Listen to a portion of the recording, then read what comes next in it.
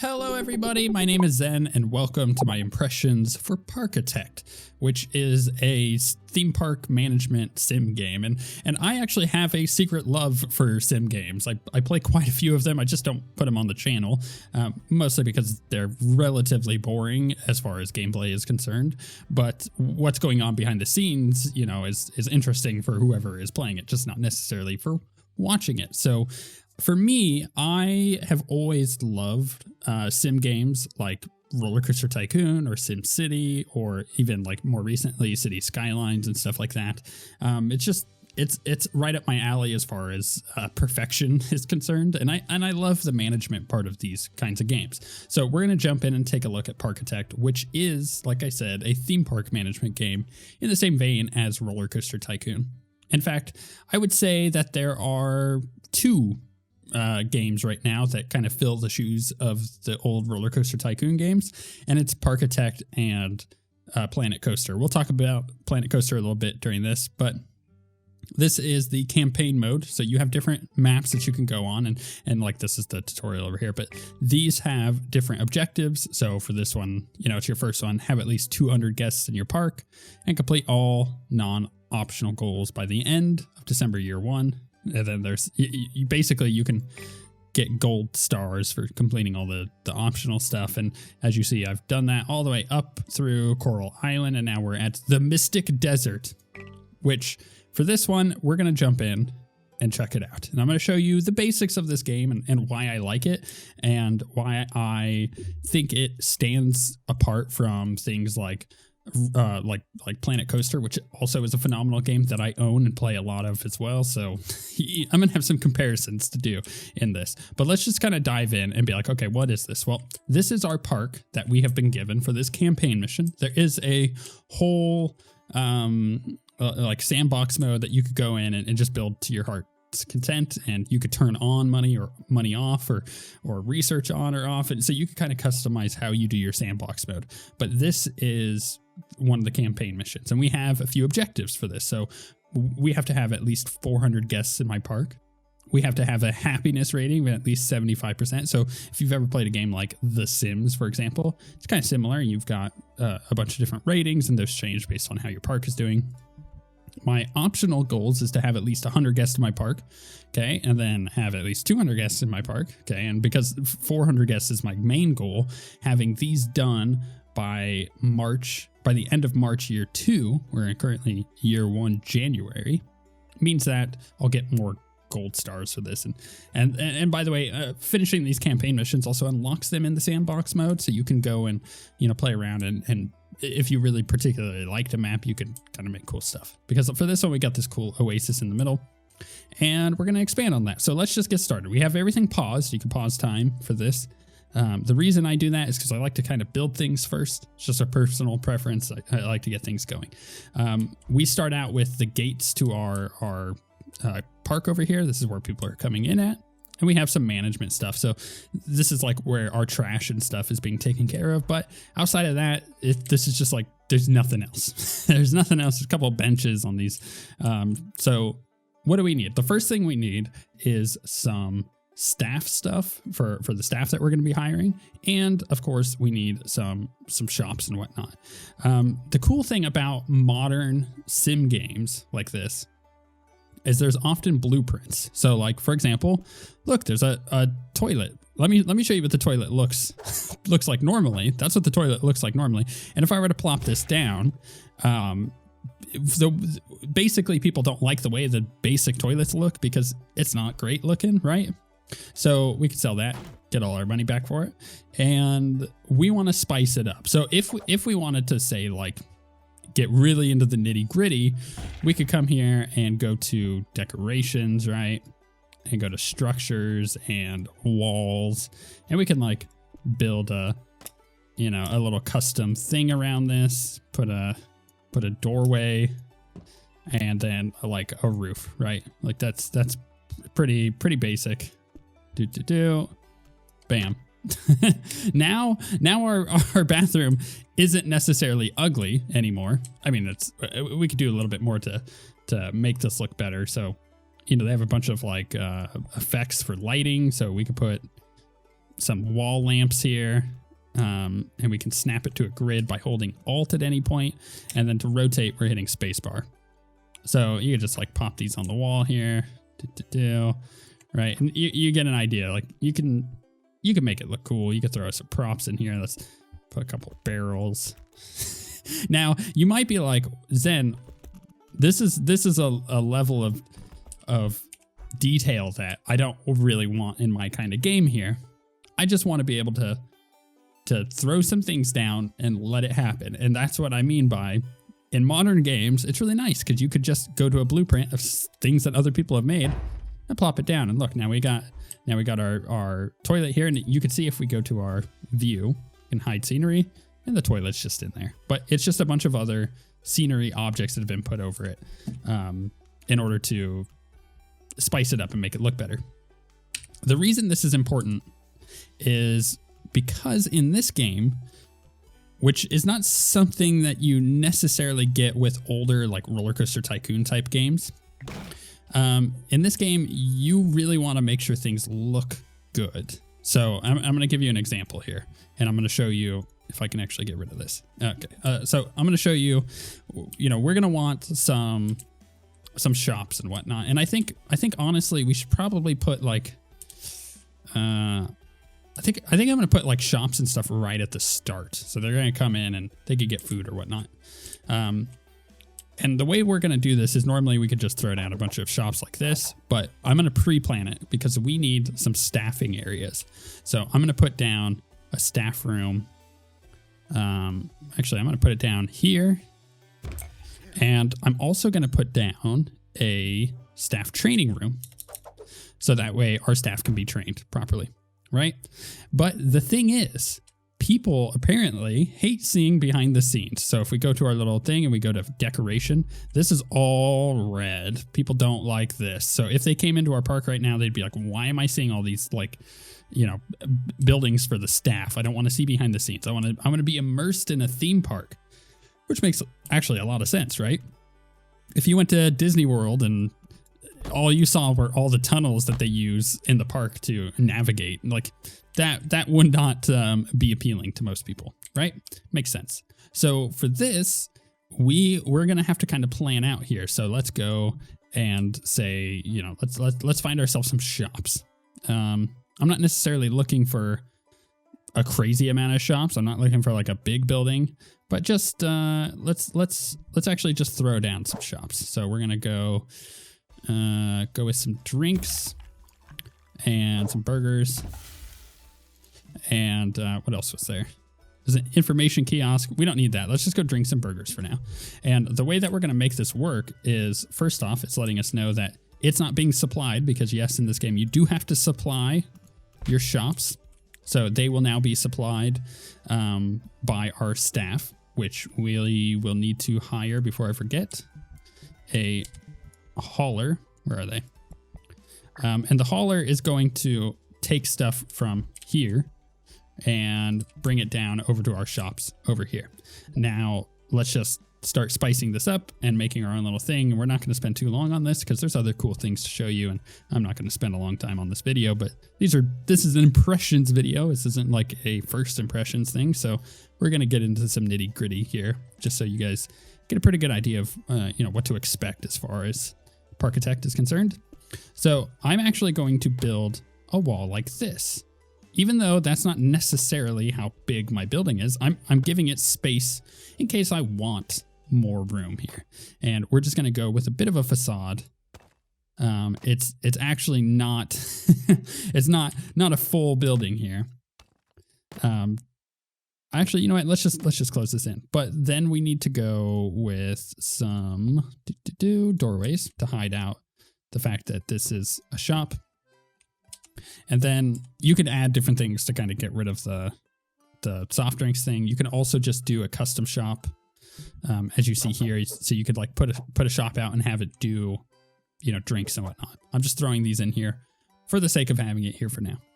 And then now we want we want a roof. So we're going to go to the decorations. We're going to go to roofs.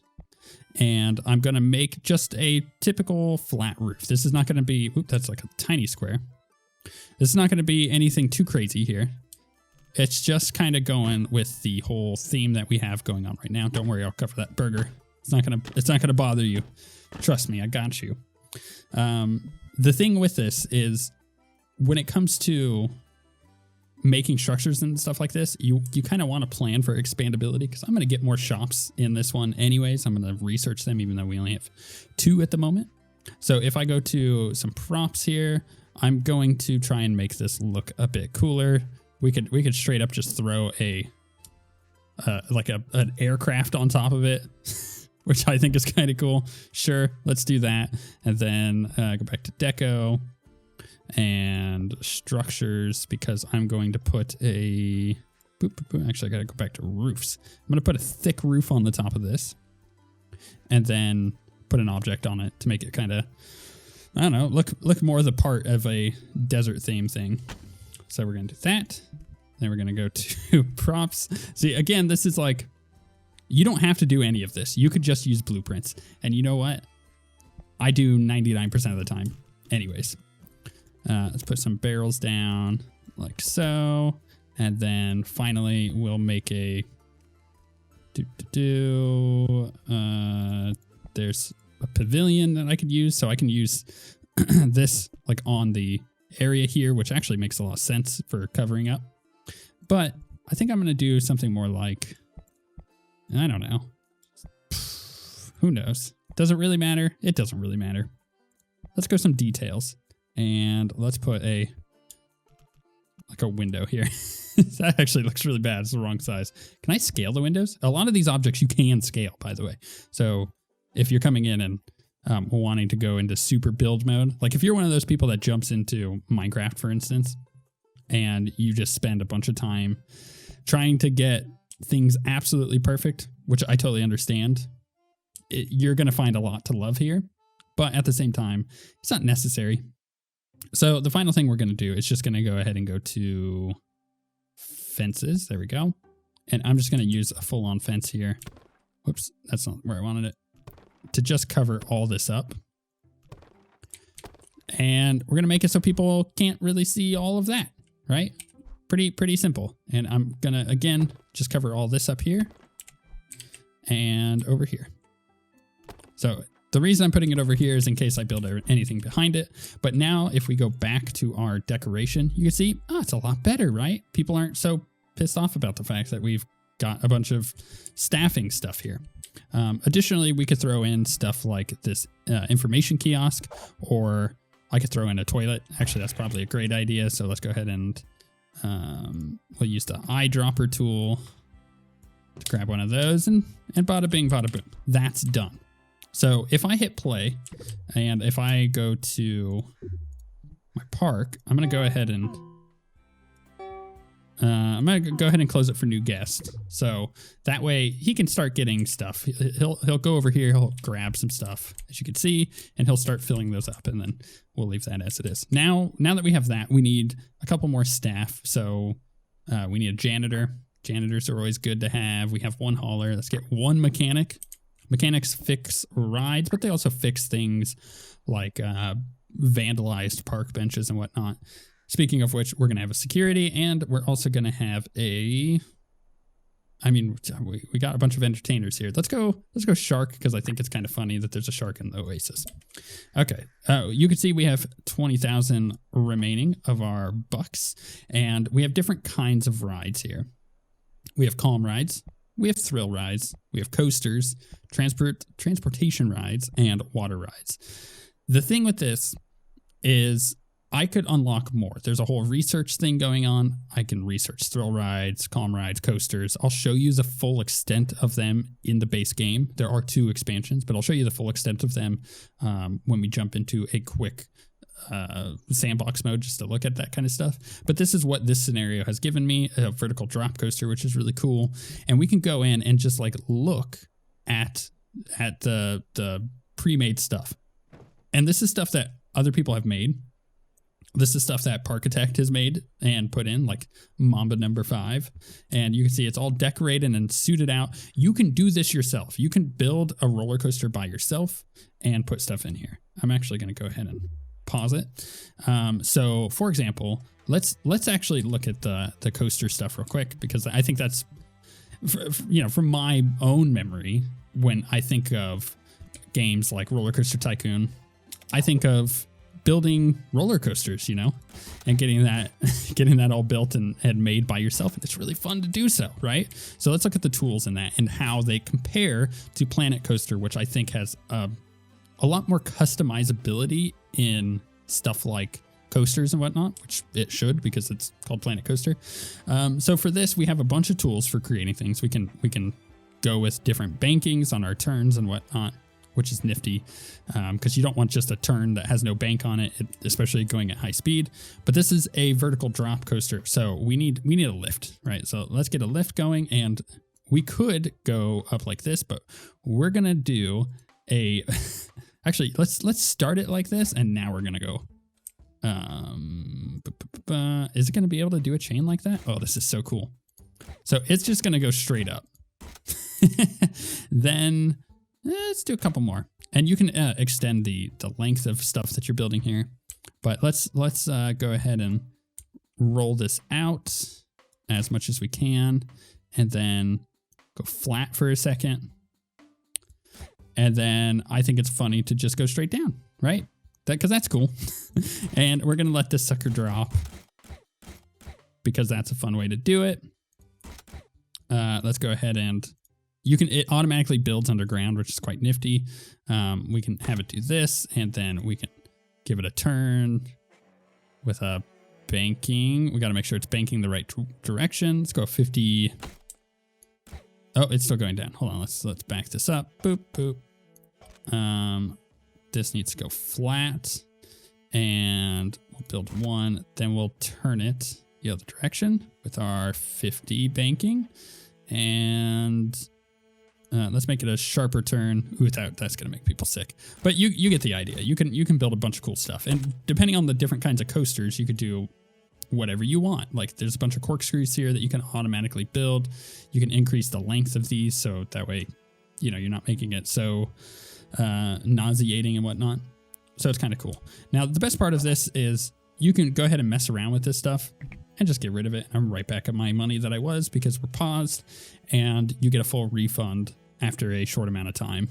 I think it's like a month, maybe a little bit more than that. Don't remember for sure, but there is a bunch of stuff that you can do with getting your money back. So it's nice to have those options. Now we have a lot of different things here. I think King Cobra sounds really cool. I think I want to go with a roller coaster here that matches our theme. We're in the middle of a desert. King Cobra sounds awesome. Yes, this is perfect. This is actually exactly what I'm looking for. And we'll take a look at this pre-built coaster. Parkitect has Steam Workshop support. So you can straight up just go onto the workshop and get a bunch of like pre-made stuff. Really well done stuff a lot of the time too. So keep that in mind. We're going to build this here because it seems to work well here. Oh, and there's another thing you can do so for your park, you can make it so it has no entrance fee, or maybe it does. For us, we're going to put an entry fee of like $50. And what I'm going to do just naturally is just turn off the cost of all of these and just hope for the best. We'll take a look at what this actually looks like. Actually, we're going to put it on test, and we'll watch and see what this particular coaster does in a moment. But we need to build things, right? So it has an entrance and an exit. The entrance is, think right here. So this is the entrance. It goes around. The exit's right here, and then it kind of loops down into this. So I would not mind just taking this and building this down. I'm going to go with some wood here because I'm building it down to the wood. So if I go out one, down, and then flat, now this is all connected up. So we have a really cool coaster. Let's hit play and kind of see what the test on this thing is. Because this is this is a cool vertical drop coaster. In fact, it's inverted. So it goes straight up and then it goes in like this. And you know what? I love roller coasters quite a bit. I love this kind of stuff. And I don't know what it's like for you, But for me, growing up, when I was a young kid, I was terrified of like exciting rides like roller coasters and whatnot. But as I started getting a little bit older, like past 10, I started really interested in roller coasters and whatnot. I would go to parks like Six Flags or even like Paramount's Great America and stuff like that. Knott's Berry Farm, which I have a cool story for in a moment. But these things are, you know, parks that I would go to once I started getting interested in these kinds of rides. And once I started getting interested in roller coasters, it wasn't necessarily because they're thrilling and fun, although this ride looks really cool. It was because of the physics of it, honestly. And that's what got me into Rollercoaster Tycoon. And I loved going and jumping into that game and creating my own roller coasters and like trying to figure out how I can develop something that was, you know, relatively cool or something that I would want to ride based on the physicality of it, like how the physics actually work with this stuff. And it was even at the point where when I was I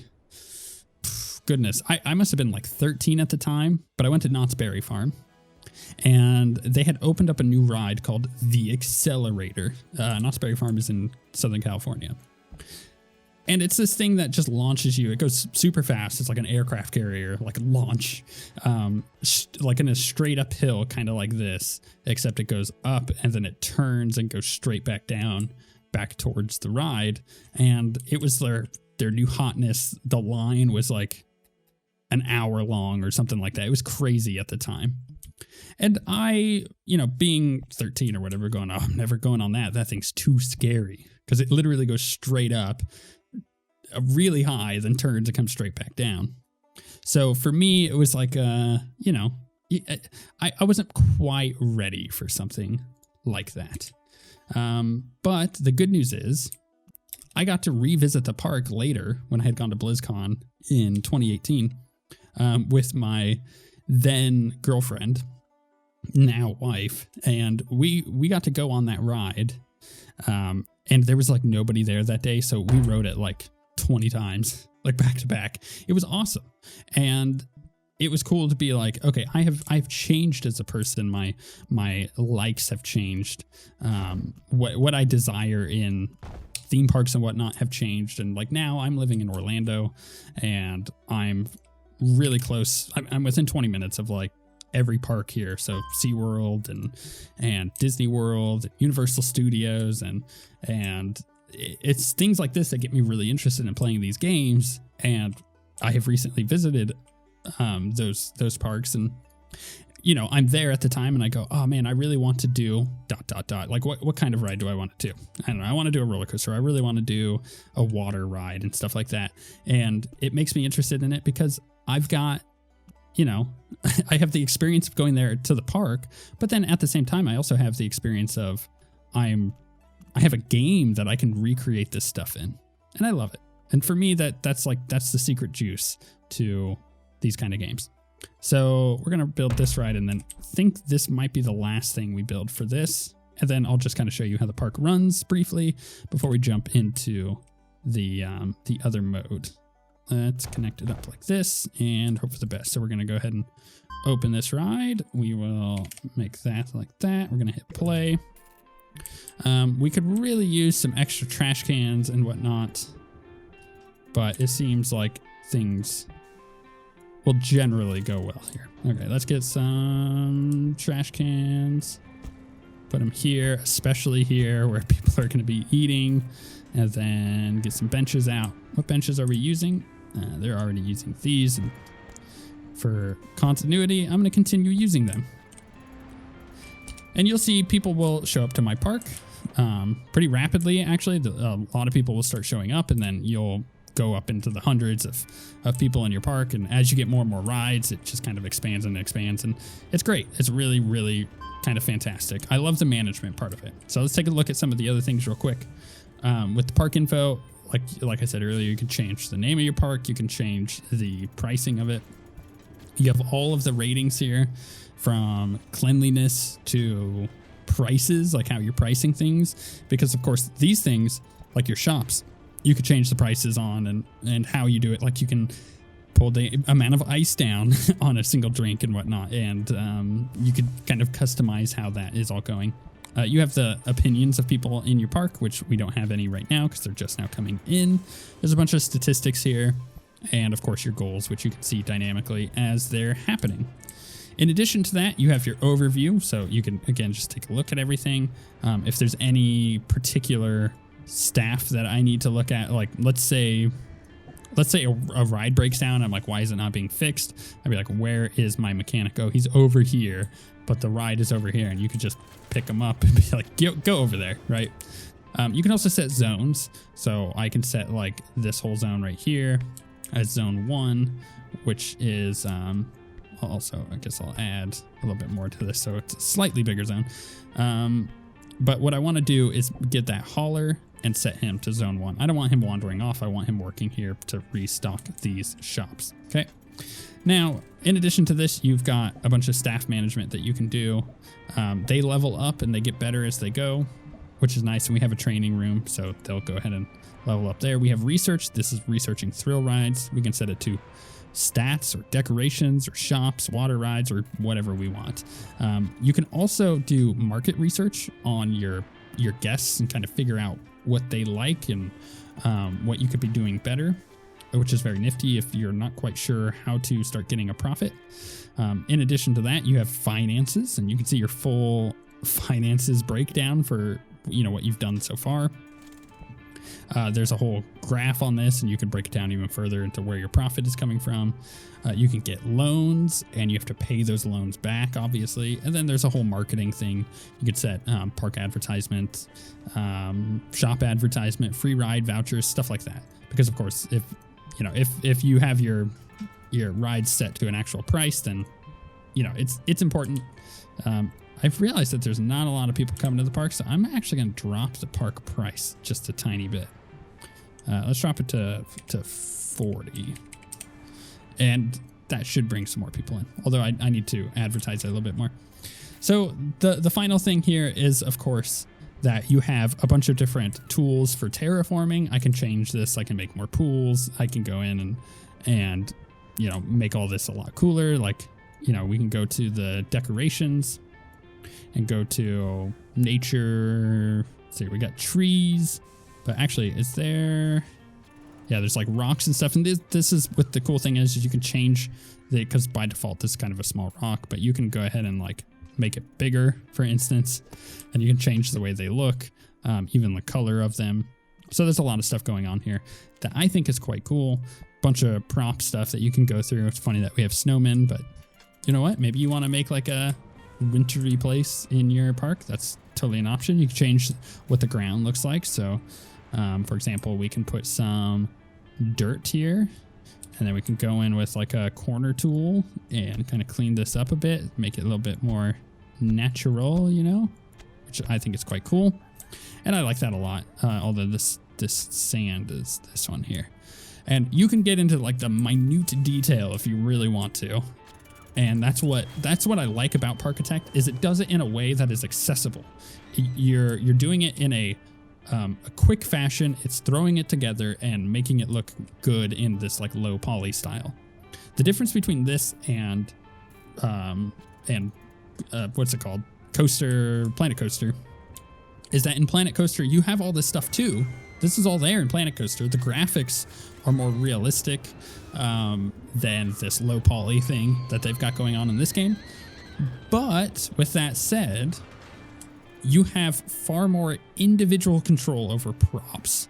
So like, if I'm going to throw down this buoy, in the water here, if I hold Alt, it'll lock it to the grid. But outside of that, I can change it. Actually, here, let's do a different example because that's actually a bad example. Let's take a look at a tree. Or this ivy. Actually, this ivy is a better example. I could throw ivy on this wall here, and I can hold shift and bring it up like this. Just kind of make it look a little different. But in Planet Coaster, you have very, very precise detail. You have an X, Y, Z grid that you're moving things on.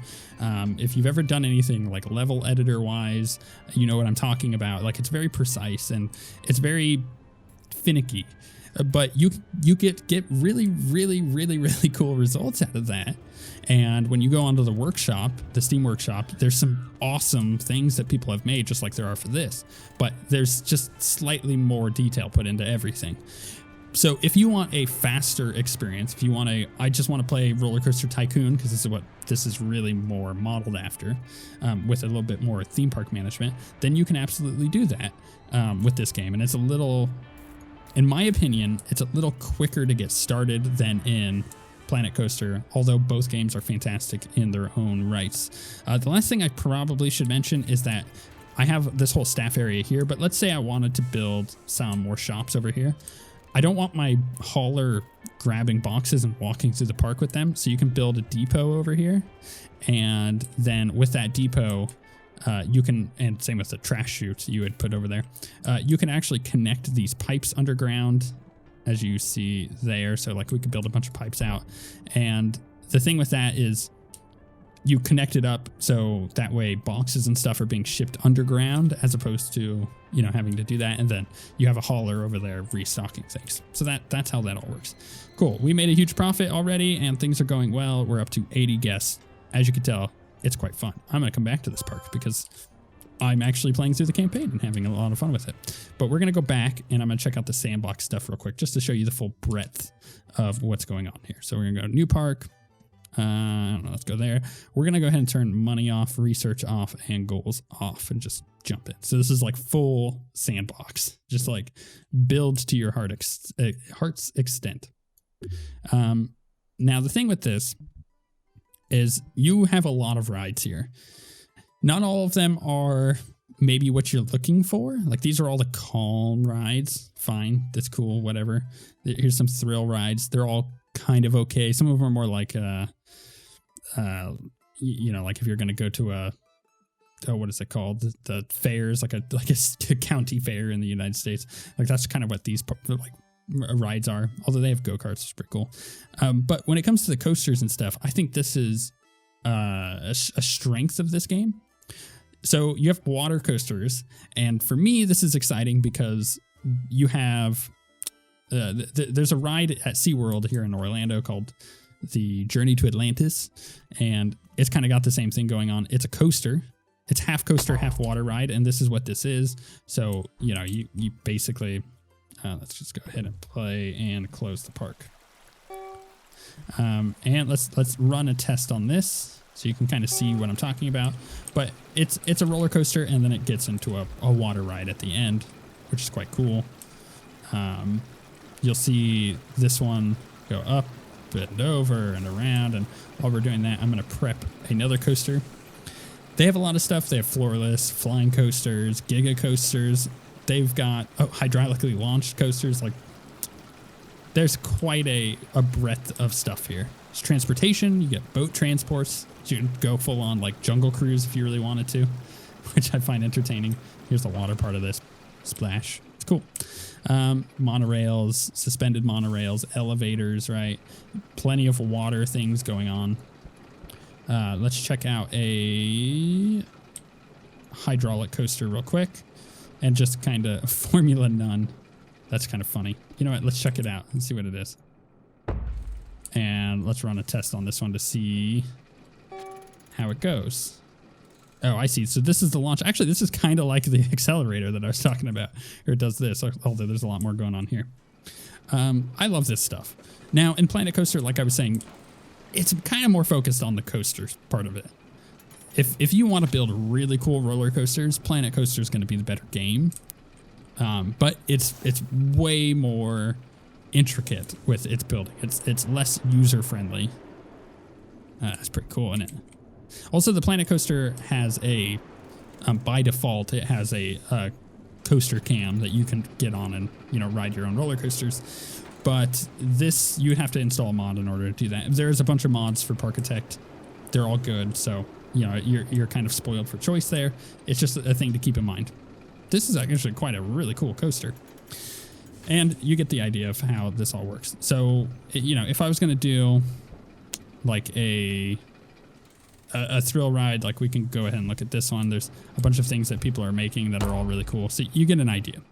At any point, you can get on the workshop while you're playing and download things there. And all of the blueprints for like shops and whatnot are all just located in this little blueprint menu, which is quite cool. And then you've got all of the rides if you want to search it that way. They have cool things like castles that you can then put like shops and whatnot into. So you could do a theme park if you really want to. But that, you know, there's a lot of customization, and the game is quite powerful in that regard. I would say this game's more focused on the simulation than Planet Coaster is. Planet Coaster is more focused on building rides. So the cool thing with this is I've noticed that they have these challenges. So for the October 2021 challenge, you have to build a coaster within, you know, the set area, and then the top submissions get included in the next game update as default blueprints. So if you're really into building, like, there's cool things to do there. The thing is, I'm not using 2 of the DLCs, so this is just the base game. Booms and Blooms adds effect sequencers. So while you're in the middle of a ride, you can have effects go off. So you can like really customize your rides in that way. And be careful if you're picking up the game and you're downloading a bunch of stuff, because it's likely that some of the rides you're downloading are going to require one or both of these. And that's just unfortunate. I've had it happen a couple times where I put it down, there's a bunch of pieces of the ride missing. I'm like, why? It really kind of sucks, but that's just something to keep in mind.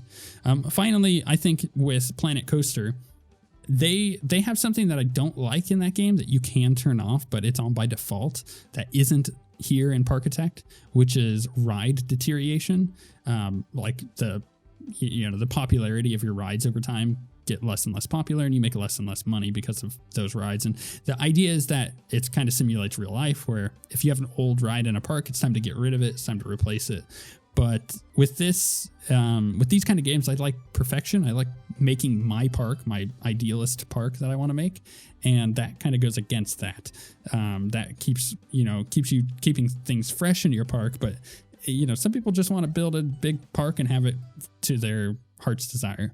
And that kind of goes against that. But again, you can turn it off. So this game, I think, is more for jumping in and actually making cool parks just right away. Whereas Planet Coaster has far more detail-oriented stuff that you can do and change, but it's going to take a lot longer for you to get used to that stuff. It's not as user-friendly. Oh, man, that was my full overview, my full basically impressions of Parkitect so far and why I enjoy it. Both games are really good, though, so maybe I'll do a Planet Coaster one if there's enough of you who want to see that instead. But this is all just based on Rollercoaster Tycoon, so if you ever played those games, then you know exactly what you're getting into. And if you haven't, then I suggest try checking these out, because they're pretty fun. With all that being said, I hope you guys enjoy building your own parks in Parkitect, and we shall see you guys next time.